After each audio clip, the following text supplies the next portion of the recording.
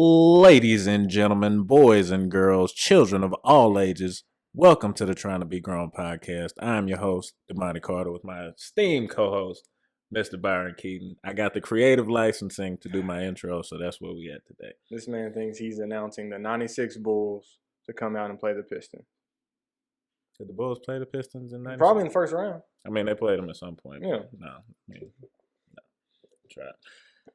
Welcome to the podcast. We really appreciate all the support that we got from episode 1. Y'all reached out, y'all showed out in terms of, just listening and watching, and we cannot express enough how much we appreciate it. We got a lot of great feedback, got a lot of great ideas for stuff to do in the future, so thank y'all very much. All right, you want to give the viewers a little thank you? Yeah, I appreciate all the support.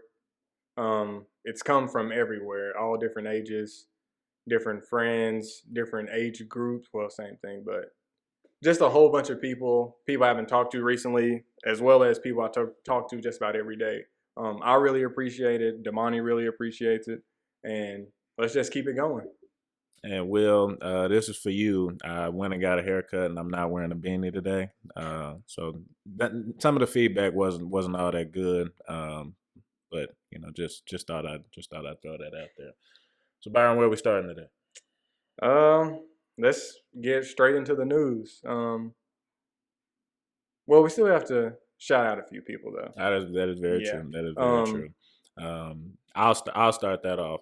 First and foremost, we have to give a big shout out to our director, our creative consultant. You can't see her right now; she's behind the screen, behind the camera. But big ups to Emily Wiles. I'm looking at her right now. She's looking me right in the eye. Now she's not looking at me. Doesn't matter. But she has done a bunch for us in terms of helping us get this set up, doing everything that you can imagine behind the scenes. So we very much appreciate you for being here with us. We really do appreciate it. And in terms of what we do and how good we are at this, I'm going to tell y'all right now, if you really wanted to start a podcast, you could start a podcast because we have no idea what we're doing. This is our editing department right here, this man to my left. Yeah.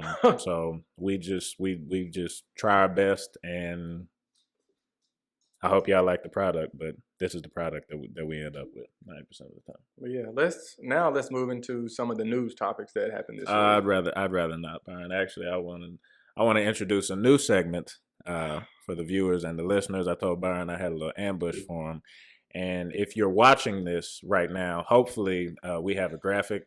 This segment is going to be called Byron's Hot Takes. Now, if there's not a graphic somewhere on the screen somewhere, know that we tried to do it in editing and we failed miserably.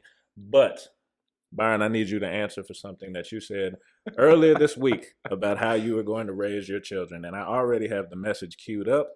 So I think you know what I'm talking about. Do you know what I'm talking about? I don't know what you're talking about. You may have to bring that one up. You don't know what I'm talking about. You sure that wasn't like some exaggeration or anything like that? Oh, no, it wasn't an exaggeration. It wasn't an exaggeration. I can read your exact words. And we actually had an argument about it. Was it an argument? Yes. I didn't argue. Yeah. We did. Would you like me to read your exact words, or you want just a synopsis? Let's hear a summary of it. Okay.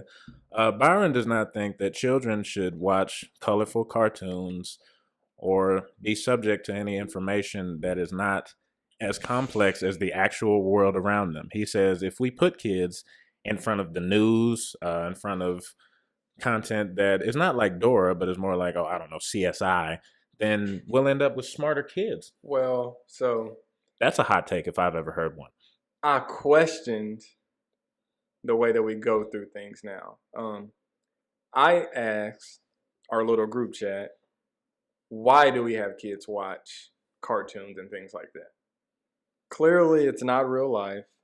Mm-hmm. It has some educational value in it, but some. Mm-hmm. But as studies have shown, it's better to talk to kids like an adult so that they understand verbal cues and things like that, compared to trying to bring down your speaking level or English level to match theirs. Because at the end of the day, kids, well, especially young infants and things like that, they learn by mimicking. So if they're mimicking a cartoon that's not as complex as adult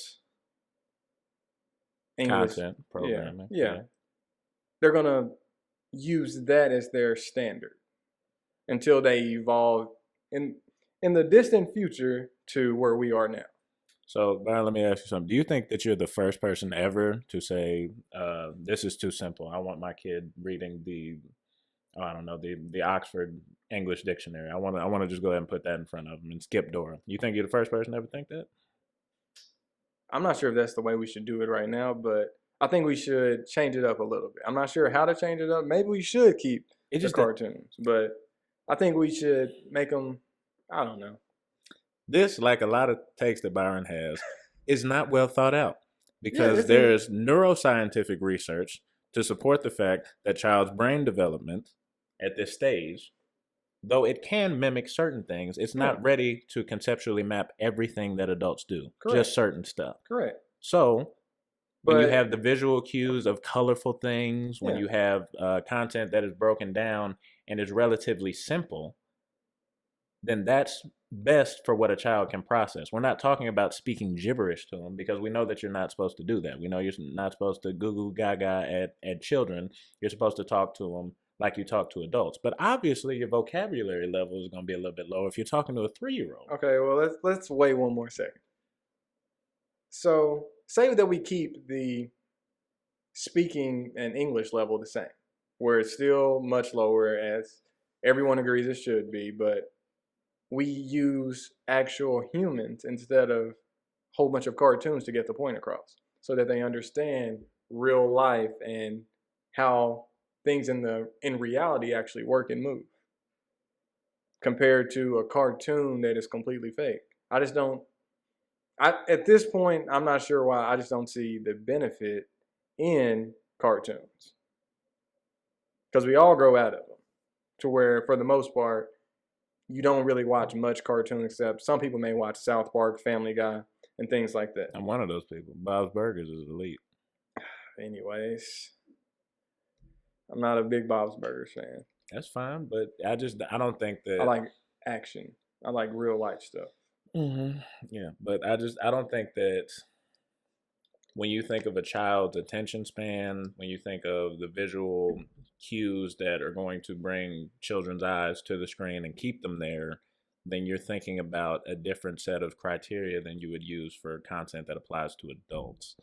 And I think you're gonna maintain this because I've told you that you've got the neuroscientific research to back it up. But You wait, got the child development research but to back it wait. up. But you're going to maintain this hot take is what you're telling me. But at what point in our history have we tried using only reality, but with the verbal cues and things like that to help the children develop?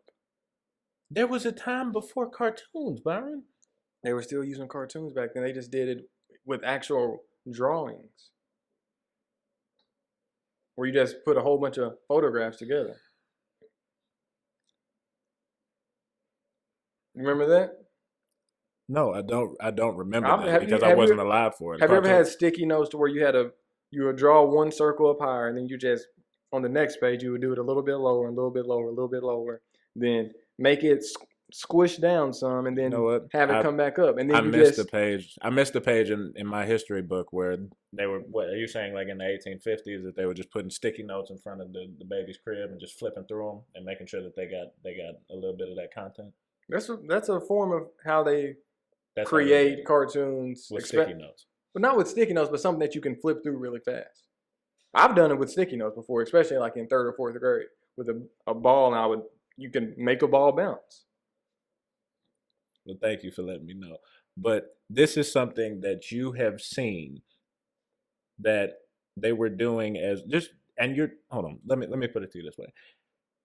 This is something that they were doing with children, comparable to what we do with cartoons in our contemporary society. Is that what you're saying? Yeah. Okay. All right. Well, like I said, a lot of the reason I did this podcast is so y'all can hear stuff like that. Because that's the type of stuff that I've had to wake up and hear. This theory, And I don't even live with him anymore. This theory but isn't he all had the the way nerve to fleshed text it out, to my phone. It isn't. It's all the way nowhere. fleshed- It's nowhere near fleshed out. I know. That's the worst theory I've ever heard. It was brainstorming. brainstorm. I just, a new idea. Why don't we try this to push the human race to another level? Hey man, if that's how you brainstorm, I brainstorm very random. It's just random thoughts that come out of left field. I'm like, hey, maybe we can work with this. you need to have somebody go through those ideas and tell you which ones are good enough to say to other people. Hey man, Especially since we have this platform now, because I'm gonna make you answer for stuff like that. what if we told Albert Einstein, Thomas Edison these things? We possibly might not have electricity. Are you comparing yourself to Albert Einstein and Thomas Edison? We're all a genius in our own ways. Are we? Are we not? I mean, Okay, so you I am. definitely got your own way of doing that. You bet Okay, the so own, I feel I'm a your genius. way of being a genius is about the only way that I could conceptualize you as a genius. If it's just how you conceptualize being a genius, that's it. It's the only way that I could. We have to continue to push the human race forward. Okay, and you feel like you're pushing us forward with thoughts like that? I don't know. I mean, let me be the first. You never know. It's an emphatic no for me. It's crazy an until it emphatic no for me. happens. You've seen that commercial. It's crazy until it happens. No, you're just crazy. Okay, That's all it's that crazy is. until it happens. No, you're crazy. Is all that is. And let's go to the next thing because you're really getting on my nerves. Another take that you had. This is something that we discussed that we wanted to talk about on the show. This is not an ambush. He's had time to prepare his response for this. You had a lot of problem with the Mac Jones meme that is going around. Not meme, but there was a Twitter picture, I guess, that it's been circulated on just about every social media site. It shows a picture of Mac Jones, Jalen Hurts, and Tua Tagovailoa, all Alabama quarterbacks. Because I would have butchered that, but Yeah. continue. Mm-hmm. All quarterbacks at Alabama at one point, but it praises Mac Jones for staying and sticking it out, being behind those two who were both NFL quarterbacks at this point.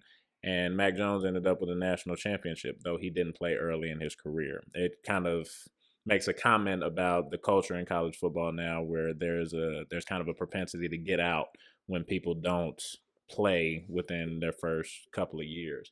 So you had something to say about this? Yeah, first I want to go through the exact quote that was tweeted out. Mac Jones won a national championship this year as the quarterback for Alabama. However, he was the third string quarterback for 2 years. The quarterbacks ahead of him are now starters in the NFL. He didn't run from competition. He embraced, stop running, and compete. Mm-hmm. Okay. So, this first is a lot to unpack in this. One, not everyone has the leeway in their lives to where they can sit back, even though they do their best at this one school, and they sit back and just let people play ahead of them. Some people's college careers, well, not college careers, they need to make it to that next level in the NFL. And it is much harder to make it to the NFL if you don't have as many games under your belt. Is that right or wrong?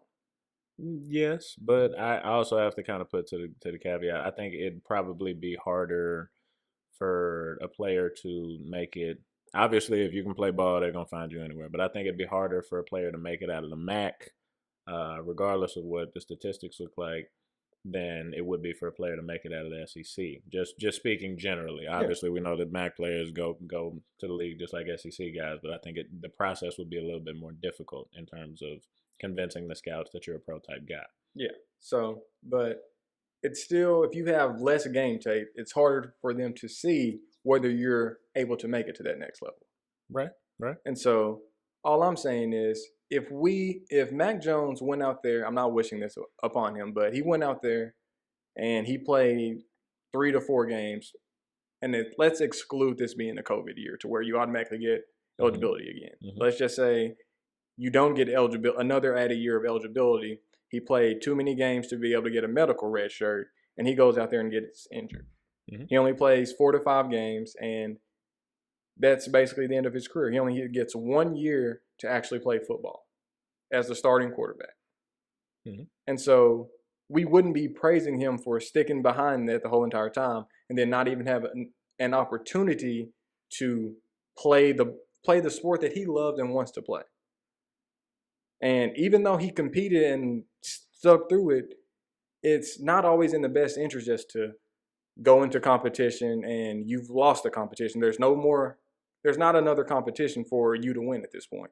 You're just waiting behind someone, almost not hoping, but you're hoping you get your chance, and the only way you're going to get your chance is if that person gets hurt or kicked off the team or something like that. Right. Something Right. to the downfall of the other person. Right.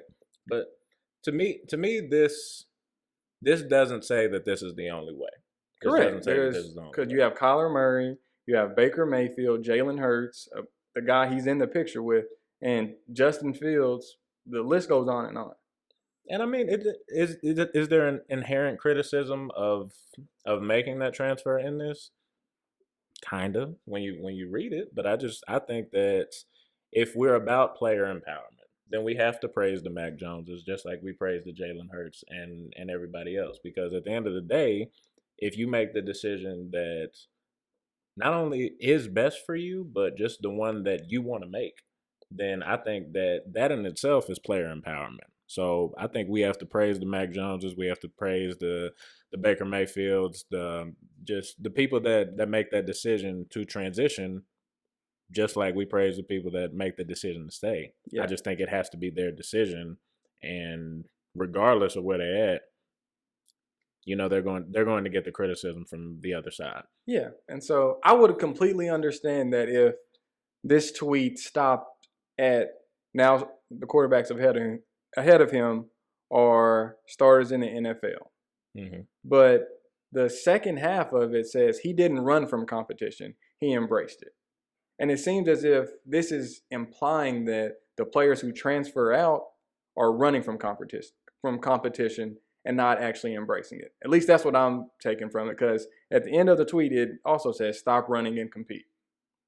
And it's kind of saying that if you transfer out for a better situation for yourself, basically, and if you're basically running, and that's not what this person wants from you.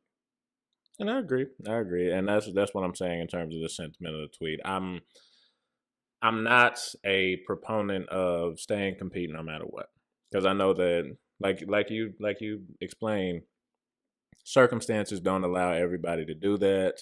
And at the end of the day, there are some guys that, you go to a place, and let's just say hypothetically that I'm going to be the number two quarterback taken in a given draft year. If the number one guy is there and he's outplaying you, then I don't think it's weak. I don't think that there's any real negative to saying I'd have a better opportunity somewhere else. I think there's an acknowledgement of somebody else's skill set in that. But if you find a better environment for yourself to succeed, I don't think you can really look down on that. And I don't think you can look down on the guy that looks at that number one guy and says, I'm going to stay until I beat you out. Because there are different approaches that you can take to this. But I think the fact that players have those approaches and they can choose either one is something that we should praise rather than looking down at one or the other. And another problem that I have is I know when some players leave and transfer out and they do what's best for them, not players, but fans and media look down upon that saying, why not stay? Why not stay? But when a coach leaves for the betterment of himself and his family, there's normally no backlash about that whatsoever. Facts. And no matter if the coach leaves early in his contract or anything like that. And it kind of rubs me the wrong way for some reason. And me as well. I feel you there. Definitely, I do. But that tweet, every time I saw the tweet, I would just get more riled up over and over and over about, because I'm really for a player empowerment. Riled up? I'm for a player empowerment. He don't seem like the type to get riled up. I want players to be able to move just like coaches can move, because there's no penalty whatsoever for a coach going from one school to another school unless there's something within his contract saying that you can't go anywhere within the conference, or you can't go to a position that's the same level, only can go above. So if a player is at a MAC school and Power 5 school comes along and say, hey, we really want this player, that player can't leave. Even though that would be technically a step up from the college football playoff wise, that player can't do that, but you allow coaches to do that and profit off that. It's just, I don't know. I don't like it. And I agree with you. This is one of your better takes. I know it's a great take. Most of your takes are not great takes. I disagree. But I'm happy for Mac Jones. Also happy for the players like Justin Fields. Oh, also, I forgot one thing. Some of these coaches, to get a player to the school, they don't tell them the truth, or they don't tell them the entire truth, to where they're like, this spot is yours. Only thing you have to do is come in and get it. But then when that player gets there, it's not a real competition. And sometimes they already have the players set out who they're going to start a month or so before that player ever even gets to campus. That's true. And then these players want to leave because, like, this coach didn't tell me the truth. He said I was going to be the guy, and now I'm not the guy. So what do? Why would I stay here if everything that he told me was a lie, basically? I agree. That's also another reason why players should be able to leave whenever they want. Wow, that was very impassioned and just impressive. Wow, I didn't expect that out of you today, especially after that first take. That's a take that's developing as we speak. You never know what'll come out of that one. Maybe there might be an area of legal expertise for you someday. Which part? Just, I don't know. Talking about the sports one or the first take? Oh, the first take, you will not be an expert in anything. There was nobody that will let you in the door with that take. That is even remotely connected to that. It might be the foundational blocks of psychology in the future. We never know. Yeah, I guess we never know. We never know. We never know. Yeah. So I'm gonna be real straight up and ask this question. This has been something that's been on my mind just for a little while. In your mind, how ugly are you? Like medium? I don't believe I'm ugly. Bottom tier? I feel I'm top tier. Non-ugly. You're top. I said tier, how ugly are you? That's what I'm saying. You said top tier. Non-ugly. So it would be, I guess, bottom tier. Bottom I'm not tier ugly. I'm not ugly. So when you look at yourself every day, you're just like flawless. Nothing wrong. I'm a diamond, is what I think. I know you didn't just get on this. I'm a dime in this world of nickels. You put that microphone in front of your face and said that you were a dime. I said what I had to say. You were 23 years old. Almost 24. I have no complaints with myself. What do you think about yourself? I don't really have, I wouldn't say I have complaints. It's just, I don't know. We had this little discussion earlier, and I was just thinking about it, like, at least medium. Like, at least medium. Medium ugly? Yeah, because I mean, there's some issues. Like, there's some things that I would change. And I guess I didn't think about it in depth until I really started looking at myself like, a little bit. Like, kind of. I can see it. When I was younger, that SpongeBob episode messed me up a little bit, where he was like, I think he thought he was ugly, but it was just his breath stinking. Mm-hmm. So he was like, I'm ugly. Everybody's seen that episode. Yeah, but yeah. But you know the experience that really solidified it? You know the story. You know the story. Let's hear it. How do you not know which one I'm talking about? I have no idea which one you're talking about. Let it fly. Let it fly. How do we protect the innocent? So we have a mutual friend that was seeing somebody, and let's get on with the story, man. No, I'm trying to figure out how to keep the names out of it. Just don't say the names. I know, but I don't want people to know who it is. I don't know how to keep. Just don't say the names whatsoever. Obviously, here you go. But see, they're not gonna know how. They're not gonna know how we got into this conversation. All right, man. Go ahead and get to the point. I'm gonna let you go. Mutual friend is the one that shared this with me, and I laughed for 3 days about this. Mutual friend has a significant other. She is friends with 2 other people that were at the University of Arkansas at the same time as us. 2 athletes. It really narrows it down. You don't have to do that part. But I'm just saying, continue. Just go. Just let it go. But I'm just saying they saw us relatively often because we were in the academic center with them. Okay. Her friend, one of her friends, just brings me up out of nowhere. Apparently, this is how the story was relayed to me, and says, he has really. I think she said I had pretty eyes. I don't see it, I but see it. Something like that. She said I had pretty eyes, and the other girl goes, Damani? She was appalled. Like she couldn't believe that somebody had said something positive about me. And when I heard that story, of course, I was laughing hysterically for 2 days. But I was you a little like, bit hurt. I mean, yeah, you gotta be a little bit, just a tad, just a tad. Like she just treated me like I was an animal for no reason. Like that was just unprovoked. Like she didn't have to do that, huh? I haven't said a word to her. I don't think. See, But like she was just every day that she saw me, she was just looking at me like, "Oh my god, how did you walk out of the house today?" And I was just like, she "Wow." wasn't feeling you. I mean, not at all. She And was not feeling you. Hey, That's life, though. it is what it is. It is what it is. Can't always be on Mount Everest. I mean, I was nowhere near it.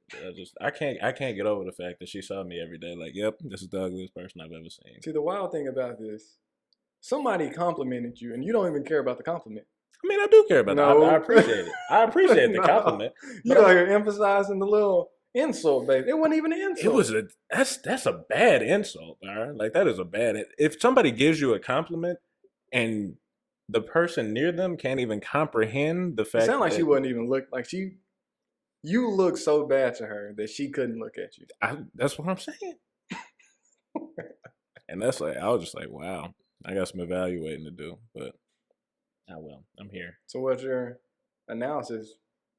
What analysis did you come back with? I don't really consider myself on that spectrum because it's gonna be some people that think you're attractive and some people that think you don't. So what's Obviously top tier ugly and what would be bottom tier ugly, celebrity wise? I'm not just gonna you're not just gonna make me. I'm not stupid. I'm not gonna answer that question. At least not on episode 2. I'm Why not? We're going to transition to a different topic. What do you hate most about being a grown up and almost grown up? You're an adult by age. What do you hate most about it? This is supposed to be my section to start. So what do you hate most about being almost a grown up? Don't try to flip that. So I gotta go first. Let's go in here. I feel like when I was a kid, obviously I still feel like I'm trending upward. I was going to say that I felt like I was trending upward, but I still feel like I'm trending upward. I still feel like I get better every day. Like I'm figuring things out. But when I was 16, I felt like I was supposed to be exactly where I was at. The fact that we're doing this show from a 2-story, basically a duplex, and not a $1 million mansion, that kind of eats at me. Like I was picturing like what LaMelo Ball's life is like at 19 is what I thought my life would be like, at least at 22. I feel at least that. at 20. I think I'm hitting the lottery every day, but I never actually buy a lottery ticket. But yeah, see, I never envisioned like a normal 23-year-old experience. I thought it was straight success, fly off the rails, just straight to success, and I'm just like, wow, I'm not there. Like I'm not there. And I think of course that drives me, but no, it doesn't. Some days it doesn't feel right to be like logging into Blackboard and stuff, and I feel like I should be starting my yacht with caviar on my. How do you even start a yacht? Do you know? With the key, obviously. I don't think that's right, but of course it is. So you telling me how do you tiny key, a little 6-inch key, starts a huge yacht? It's not tiny. I don't know. They probably have to have like a push to start or something. I mean, it doesn't work unless the key's in there. You think people can just run up on a yacht and just press the button and drive off in the middle of the ocean? You think somebody just Somali pirates would go crazy. Do you think they take the key out of the yacht? I mean, I would take the key out of my yacht.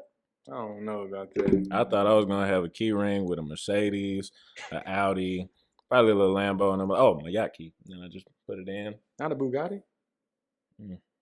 That used to be the go-to car for 8th graders. Yeah, but I mean that was the song though. That was Future. That's probably why. Yeah, that makes sense. Yeah. So your turn. What do you hate most about being an almost grown up, kitty, adult, whatever we are? See, I would say almost grown up because we're still in school. Mhm. But we at this point, especially being in professional and graduate school, and you playing sports as well on top of that, Right. Mhm. we're super busy. Yeah. I would compare it almost to having a job at this point with all of our extracurricular activities and things like that on top of all of our schoolwork. But at this point, we're not getting paid. Facts. We are paying to do all of this stuff, which is so wild to me. But that's the worst part about where we are right now. We're doing all the work. We are trying to learn what we need to know to be successful within our fields, but we don't get paid to do that. And so like we're really close until we make that next step, but we still got to get through it. We got to get to it. That's the truth. That is definitely the truth. And I feel that too. I feel like the time management part of it that we've had to develop, the non money earning part that Yeah. we've gotten pretty used to at this Yeah. point. But yeah, Also, it is what it is. when I was a kid, I would be able to play 5 AAU basketball games a day. Yeah. Yeah. I play 2 to 3 pickup games, and I'm headed home now. Hmm. And I mean, I'm talking about I'm 80 degrees in the gym, it didn't matter. We 5 games, barely any subs, Mm. playing 20-minute halves. and back then, and also back then, we thought we were busy. We would have to go to school from 8 to 3, maybe have some type of sport after that from 3 to 5, and we were coming home. Mhm. Nothing else. You might have homework, and the homework maybe will take 30 minutes to an hour. I didn't do my homework. And we thought homework was just so bad back then. But now I didn't do my homework. I'm working, doing something from between 7 to 8 to normally 8 or 9 at night, just different things that I have to do and get done. It's just at this point, busy is completely different than what I expected it to be at this age. And I've been in grad school. I got a lot more free time than you do with the law school stuff. But yeah, there's just days I come home and I can recall really 2 or 3 times after high school football games where I came home and I was like, wow, I'm really exhausted. Like I'm very, very tired. That happens every day now. Yeah. Like, it's just every day I come home and I'm like, my legs hurt, my back hurts. I don't want to do anything. And I Yeah. just sit there. But yes, that's part of age. It's part of getting old. One thing, you're aging faster than me, but that's not important right now. But also, You just had pinto beans for dinner. That's You're fine. at least 35. okay, wait. Do you ever go to Chipotle? Flying Burrito, Qdoba? As a part of a Mexican meal, that's a little bit different. If you eating pinto beans by themselves, They're not by themselves. They have chicken. you're at least a 35-year-old chicken, African sweet American. potato. You're 35 years old and you're So I'm African wrong for eating American. healthy? I'm supposed to go eat French fries from McDonald's? Why are you eating pinto? Why would you go and buy Okay, pinto so beans? you Of tell all me- the stuff in the store, What should my meal be? Let's hear it. What should my meal have been? anything but pinto beans. Anything but pinto beans. So cabbage? No, that. Why don't you just grab some tapioca pudding with it and just I don't some need pudding. dentures I don't need while pudding. you're out? I don't need pudding. I'm just saying that's an old person meal. That's not something that people. Let's actually get under the into. age of 35. Let's get off of my meal and let's actually get into something I've been wanting to talk about. So, how do you feel about James Harden being traded to the Brooklyn Nets in a 4-team trade? The other players like Karis Nobody LeVert, care Jared what the Allen, other players are doing. You Victor wanna, Oladipo. you want to know how I feel about James Harden being a Net? Yeah, let's hear it. Now I'm a Laker fan. I've been a Laker fan forever for I've the been a Laker entirety fan of for a while too. No, stop it. I've been a Laker fan since I have established any NBA basketball fandom. So, do I see it as kind of threatening? In a way, but I still don't feel like they. I still don't feel like they have it to compete with the Lakers in a 7-game series. So, am I happy for James Harden being able to get out of what he felt was a bad situation? Of course. I feel like the more mobility the players have at that level, the better. I wish him nothing but the best. I hope he gets to the Eastern Conference Finals and wins, and then they lose to the Lakers in the finals. Sorry, James. Sorry, everybody, but I'm a Laker fan before anything. A question. I understand player mobility. I'm all for it, but they gave him everything that he wanted in Houston. They gave him Dwight Howard. He asked for him. They gave him Chris Paul. They gave him Russell Westbrook. They completely got rid of a 5 so that he could isolate more effectively. And he still wanted out. So is there anything Houston could have done to keep him? I don't know. And from what we know on the outside, does it kind of look like, I'll say, a diva move? Yeah, it does. And I'm glad he has the freedom to do it. Doesn't mean that I would do the same thing in that position. First of all, I can't even put myself in that position. You put $250 million in front of my face. So talking about that $50 million a year? I will play so hard. You will never have to question my effort. I'm playing 48 minutes a night, terribly, but with 110%. Could you play in Utah for that much? Byron, I would play in Antarctica for that much. $250 million a year, but $250 million total. Yeah. Byron, not too many things I wouldn't do for $250 million. So you're the first one to practice, last one to leave every day. I'm shining my coach's shoes when people are walking in the building. Like, I am in the GM's office, sharpening pencils, doing whatever I got to do. Whatever I got to do. Without a doubt. Anybody come up to the facility, you're going to be in that facility. I will be at the Walmart greeter at the door. Hey, how's it going, David? Mm-hmm. See? Take his coat for him. Whatever I got to do. For $250 million? $250 million. You there. Without a doubt. So how do you feel about it? Brooklyn had to make a move. I don't think they made the right move. For one reason, Jared Allen, I know that they love DeAndre Jordan because of the Kyrie and KD relationship with DeAndre Jordan, but Jared Allen was the much better center. They need someone to match up with the likes of Embiid. Really someone like Giannis as well, especially being in the East. I want to say Bam, but he's kind of on the brink at this point. Shoot. You think he's – yeah, but they have to go through some bigs at this point. And I don't think DeAndre Jordan being 32 at this age. I don't know how. I think he's around 32 or 33. We can find out. Keep talking. But I don't think they should have gotten rid of LeVert. But to get a player like James Harden, you're going to have to part ways with especially young talent that has a lot of room for potential. 32. You got it right. 32? Okay. And I don't like the trade because of the way that Kyrie as well as James Harden plays. Unless one of those players switch up how they play somewhat, I just don't think there's enough balls out there for them.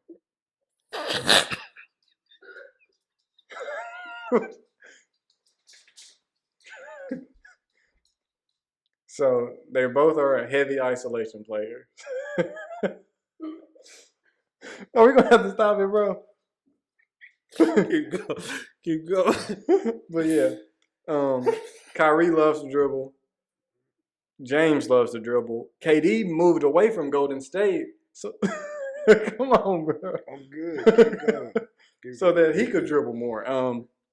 As Charles Barkley said, they're just gonna be a whole bunch of dribbling. They're gonna be I want to say like the dribbling brothers instead of the splash bros. Mm-hmm. But they felt they had to make a move. I don't think this was the right move. Yeah, and I can see that, but just from an offensive standpoint. They have a whole bunch of firepower.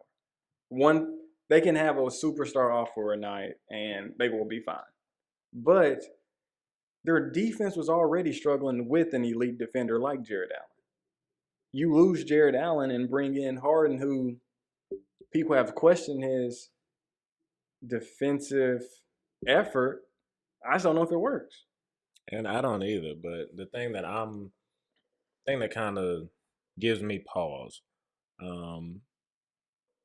What if we go through a bad shooting stretch in the playoffs? Because we know it happens. Yeah. I think that they have it to create offense to the point that an off night won't happen for them. And I mean, I see what you're saying. If the least that they score is going to be a very high number, I don't think it's gonna be. I think it'll be near what they've been scoring. They've been scoring high at this point. yeah, I don't think with James Harden, their offensive numbers go up that much because the way that Kyrie and James plays, their games don't match up. Kyrie's not an off-ball player. James over the past 3 to 4 years, he has not been an off-ball player at all. If he doesn't have the ball in his hand, he's normally just standing at the top, not doing anything. If you can get him to move around and willing to play off ball, it may work. But right now, I just don't see it. I don't think these players are going to be who they have previously been, and some people are going to be out of rhythm. They will be out of rhythm. and I think we're in agreement there. I'm not scared of them. I'm not scared of them. They give me pause just because I know that they can put the ball in the basket. If we just look at the individual talent on the team, better than anybody in the league at this point, probably. I don't think they have it to defend. I don't know if Or the you can. bench. Yeah, they don't have a bench. I don't think that you can put all those guys together and just keep adding on in terms of the offensive utility. I think it's going to end up somewhere in the middle of how all three of them could be. Yeah. I want Ben Simmons to make that step this year. If he makes that step, I say they're a top 4 team for sure. But either Ben Simmons or Giannis is going to make that step to make it to the to the NBA Finals and win the Eastern Conference. With Giannis, he's had that where every time in the playoffs they built a wall, he doesn't know what to do. Mm-hmm. I think he's seen it enough at this point to where he should be able to do something with it, but we will see. And I mean, we will see. And I don't know if we can count the Heat out. We can count the Heat out. Jimmy and Bam, I'm scared. Bam gets better and better and better every day. That was luck. They made it to the finals off of luck. They just had the perfect situation to where they could go through the teams where Giannis didn't know what to do with a wall where and make him kick it basically. He had to either shoot or kick it. Yeah. If the players aren't hitting, Heat were going to win. Mm-hmm. Who else did they play? They played the Celtics. The Celtics were kind of messed up after Bam had that block on Jason Tatum. Yeah. I don't see the Heat making it to the finals again. Okay. And if that's you. But we can move off of that. This is going to be our last segment of the day. This is another idea that we had that we're kind of toying with a little bit. We wanted to get kind of a viewer interactive segment that comes with y'all giving us a question for us to answer. And we have one right now. I'm not gonna mention the viewer's name. Byron has not seen it. I peeked a little bit early, but this is gonna be another Byron ambush. Could Mike Tyson in his prime knock out a restrained tiger? A restrained tiger? A restrained tiger. How restrained is the tiger? I have no idea. The question was submitted, and now it's our responsibility to answer it. So, over the past 3 months, I watched a lot of Mike Tyson fights. And so, prime Mike, he can move. Mm-hmm. He can move, and if 2 paws, let's say the back 2 paws are the ones that are restrained. Or are we going? I don't know. I'm going 2 back paws. I've read the question just as it was submitted, so I need you to answer it. I'm saying the 2 front paws are unrestrained, and I don't believe he would have to get. No, I'm not. No, Mike Tyson can't do that. Tiger's weigh like 600 pounds, a straight muscle. No. Mike Tyson, yeah. People took a couple Mike Tyson punches. Not many people, but a couple people could take a Mike Tyson punch. A tiger could take a Mike Tyson punch. I think the question that I have is how long does Mike Tyson have to do this? Because I mean, if the Tiger's just like absolutely incapacitated and Mike just gets unlimited strikes, I mean, maybe, but I mean, Mike Tyson just gonna be hitting a tiger with hooks for 3 hours until it finally just craps out. Is that what we're doing? I feel like this question is this should be reserved for like the most elite of scholars. I don't feel like we have enough to answer this question. But wait. Just from a mental standpoint, because I am racking my brain. But listen, lions and tigers have fought before. Tigers they typically win if it's a one-on-one. Lions normally run in packs. This is news to me. Where have you been looking up lion and tiger fights? I have a lot of random information in my head, but a tiger that normally wins. So if a tiger can take, I guess, paw punches and bites from a lion, he can take a Mike Tyson punch. I'm saying, but does he get unlimited punches though? I'm giving him 10. No, I'm saying it says could he knock it out if it was restrained. So I'm 10. saying 10 punches Tiger's in a tiger straight jacket. See, no, it's partially restrained. It just said restrained. Partially restrained. Tiger on a leash on. Okay, we got a note from our producer that the tiger is only on the leash, and I am changing my answer to an emphatic no. Mike Tyson, if he attempts to hit the tiger more than once, it will probably be the last attempt he makes in his life. So also, whoever's holding the leash won't be there much longer. I mean, I'm guessing the leash is like at least connected to a wall or something. It's like a metal chain. Okay, maybe. All right, yeah. Don't get into the leash because I mean we had enough questions about the tiger, but are we square on the no? There isn't much argument. Okay, here. We argued about this. We argued about. Could you take a Mike Tyson punch? Could you take a prime Mike Tyson punch? Actually, no. Let's not do. Let's not do prime. No. Mike Tyson right now, you have to last minute and a half in the ring. Could you survive that? Okay, let me. Nope. Could I survive it? Probably not. You pay me $250 million to give it a shot. You in there? I'll walk in there with Floyd Mayweather confidence. But if I get knocked out in a minute 30, do I not get the money? $1 million is what you get up front. If you make it, I'm doing it. If you make it the full minute and 30 seconds, you get the rest of 249. I gotta take this shot. Do I get any training time, or I gotta go do it like now? You get, let's say, 2 weeks. Oh. 2 weeks? You might die in there, bro. Yeah, I probably am gonna die, but I gotta take the shot. I gotta take the shot. I mean, even if he knocked me out, I don't think that's $1 million in hospital bills. We got good insurance. You sure? $1 million in hospital bills? Wait. If I had to get my jaw reconstructed, I think that's only like $500,000. Damani, Mike Tyson was knocking out professional boxers, who train their whole entire life in 10 seconds. 10 seconds, Damani. Were they running for their lives, though? Did they understand that their lives were in danger? Okay. Because I watched one fight where a guy did run just about the whole entire time. And he still got him. But he's 50 now. You acting like the boxing ring is big.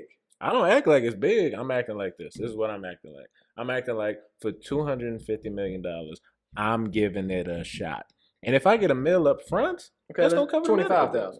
$25,000? $25,000. Ugh. That ain't even gonna get me in the door of the hospital. That's a regular ER visit. No, I don't know if I could. We're gonna have to negotiate on that one. Hey man, you gotta do what you gotta do sometime. Can I take the 2 weeks to train and just think about it? Sure. I'm telling you right now, they're gonna put a trainer in there that's gonna hype me up. I'm gonna take it. I'm gonna end up 40,000. You gonna bob and weave? No, I'm gonna end up 40,000 in debt because I'm being at that hospital with a full body cast on, thinking about how I just watched $25,000 fly directly in front of my face, along with Mike Tyson's fist. I think you give me enough training, I can get in the ring with Mike Tyson. I don't think that's true. Mike Tyson right now me with, let's say, a year and a half of training. 1 year and a half, 2 years of elite boxing training. And you're saying you could last a minute and 30 seconds, or you could fight him? Somewhere in the middle. Byron, they're gonna be carrying you out of that ring on a stretcher. I'm talking about like my job is boxing. You give me a year and a half to 2 years. I don't think that's true, Byron. I could go 2 to 3 rounds. I think if you give you a year and a half, that there's somebody that's been training for 10 years. I can do the side That could punch beat that them. Roy Jones Jr. was doing. And just get out of there. Okay. Yeah, you realize you just said your name and Roy Jones Jr. in the same sentence? Like y'all are even remotely in the same category? I'm quicker than he is right now. Okay. That's all I have. I don't have the power. All right. But if Mike catches me with one, You catching that ambulance is what you catching. go there and have the ambulance started. Yeah, we're gonna have to take you out of there. And that brings another episode of the Trying to Be Grown podcast to a close. Like always, we really appreciate y'all for rocking with us and for all the support. Like I said at the beginning, we hope that y'all continue to support us. We hope that it continues to be entertaining. If you have a question for our last segment, we want to make that a recurring thing. We always have people we can ask, but if you want to submit something, hit us up on the socials, go in the comments, let us know about the show. Let us know what you want to see. Just please continue the support. We really appreciate it. Yeah. And we have to make a shout out to our pal Laney, who has a great podcast. If you are looking for anything self-improvement or just generally looking for a great podcast, you need to listen to the Make Your Grass Greener podcast. Delaney Osborne, she has helped us tremendously with getting off the ground, doing everything that we have no idea how to do. At all. Yeah, she has been a great help. So thank you so much, Laney. And you got a shout out you need to do. And then shout out to Show Thief for always providing us music at the end. And Facts. please Big go facts. check out more of his music. He also has other songs. He has multiple EPs. Mm-hmm. Multiple EPs. So please check him out as well. And I think that is all for today. That's all we got. They telling me that they believe me. Plus my dog out here and I seen it. Late at night I'm fighting demons. See my grandma go from knowing me to nine. I couldn't believe it. How you say you down to ride, but when I'm starving you ain't feed me. And you saying that you the truth, but it's just hard for me to believe it. I stood tall. When you make it through the struggle, you the truth. When that pressure get applied, is you gon' pass or you gon' shoot. I stood tall. When you make it through the struggle and the pain, do you get your umbrella off the chance that it might rain? I stood tall. Ooh, I stood tall. Ooh, I stood tall. Ooh, you could try to count me out, but you ain't gon' ever hold me down. When I see my people going through it, I put the blame on me. And I see my homie lose his mind, but I gave him his first taste of lean. I ain't gon' lie, that really hurt me, but I had to close the curtains. And one thing I learned on Lion King is everybody gotta eat. Never tell a party, let me get a whole piece. Said, nah, little homie, can't get that from me. You play football, you got a bright future, you supposed to see you on the TV. And I said, that's true, and I'm gon' do it, but I really gotta make something happen. And I probably could've asked my family for something, but instead I started hitting licks with daddy. I ain't gon' lie, that turned me to a savage. Really living life like a bandit. And then Murph told me, keep your head on, man, don't do nothing reckless. But now I'm older now, I'm a grown man. Go to church every Sunday, I'm a praying man. You ain't gon' never see me fall, I'm always standing. One thing I do is stick to the plan. When you make it through the struggle, you the truth. When that pressure get applied,